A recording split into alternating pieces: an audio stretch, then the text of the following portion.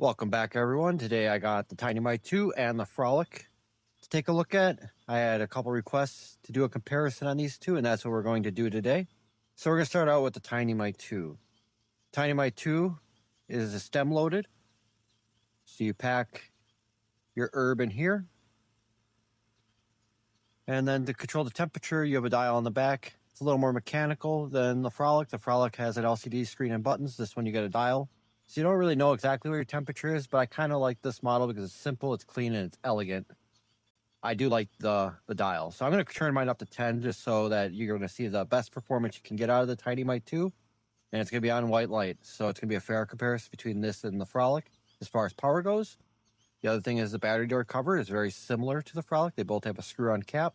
Very mechanical. The Dynamite 2 cap is easier to remove because it's not in a recessed spot, and I will show that when we get to it. And then with the Dynamite 2, like the Frolic, also has a stir tool, which also doubles as a battery indicator. Those little dots on there actually work as a battery indicator for your device. The other nice thing is you can disassemble in here and clean. Very simple to clean, very simple to use. Hits really hard. Only downside for me with this one is the battery life. I don't get great battery life around bowl 3 or 4. The light on here will turn blue, and then my extraction power feels less. So that is the biggest hang up I have with the Dynamite 2. So now we're going to take a look at the Frolic. The Frolic is more of a traditional cooling unit. You pop it off. It's more of a pain in the ass to clean. You have to take this apart and soak it and clean it. However, I find that you clean these much less than you would a stem, so it's kind of a give or a take, but it is more work. Has a removable mouthpiece. This, at least for my unit, is very loose. And then your adjustable airflow is right here. And then with the loading, it's more like a Mighty. You're going to put it in the bowl and tamp it down a little bit. Very easy to load, very easy to clear. One of the downsides, though, from at least this cooling unit, and I believe they're coming up with a fix, is when you pull it off, this bud tends to stick to the bottom of the screen here. And it probably will when I take a rip, so we'll get to see that. You got your little stir stick right here. It's very tiny. I don't think it's that useful, but I do use it to take apart the cooling unit, and it's part of the tool for this. So it's kind of cool. And then for the battery door, it's in here. It's a little hard to get your fingers in. They were kind of smart with the design. On the back of this is a battery tool cover. So you can take the battery door off like this instead of having to put your fingers in there. My fingers are small enough I can actually get them in there. But yeah, your battery's right underneath that door. And we'll use the tool. So what I usually do is I usually put my fingers in there and then rotate the device to do it. I find that to just be easier.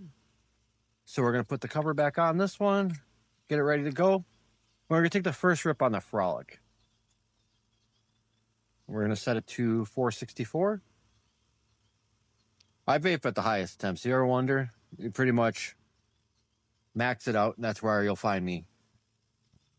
And it's got a quick heat up time, about 7 seconds. It's going to turn green.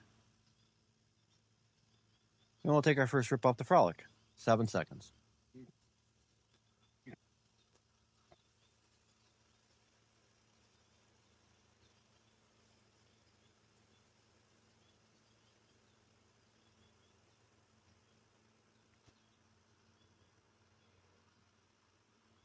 The Frolic to me tastes really good.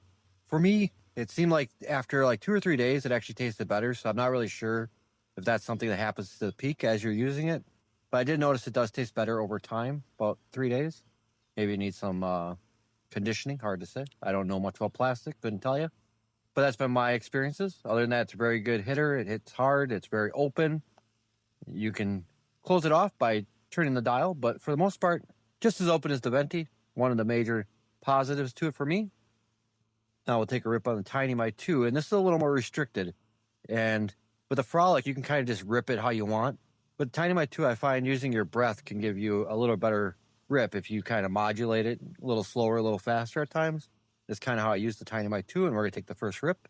And it's on white lights. It's going to heat up around the same speed as the Frolic, but I tend to give this about 2 to 3 seconds after it's heated up to really get the heat going. So as soon as it vibrates, we'll take a rip. And it's ready.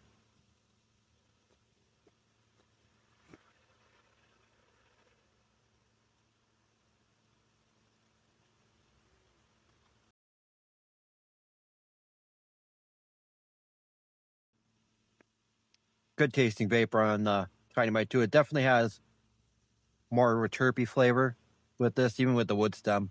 I do notice a little better flavor with the Tiny Mite 2. And then we're going to take our second rip on the Tiny Mite 2 before we revisit the Frolic.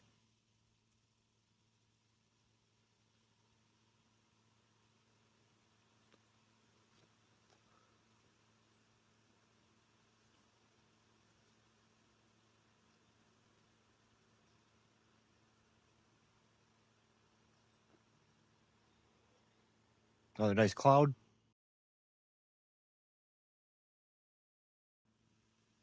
It's a little harsher, that's for sure. Definitely gives me a little tickle in the throat, makes me cough a little bit. Tiny Mite.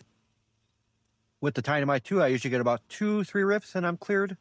On this, it's about the same for the Frolic. I do about 2 and dump it. You could probably get more, but I kind of dump once the flavor goes away. So we're going to take our last rip on here. And one of the things with the Frolic is it does have a tendency to time out after a certain amount of time, so I had to turn it back on. I don't find that to be a problem. I'd rather have a vape do that than not do that. The Tiny Mite 2, every once in a while I walk by and it's still got a light on. And it could have been a week since I used it. So let's take another rip.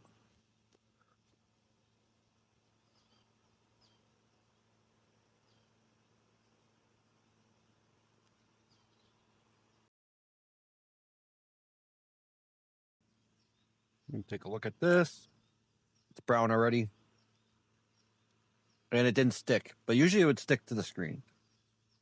Usually comes out like a little puck. And AVB looks pretty much dead to me. So what I would say about these two devices, if you're considering both these, me personally, I like the Frolic more. I find it easier to use, to load. The cleaning is more of a pain in the ass.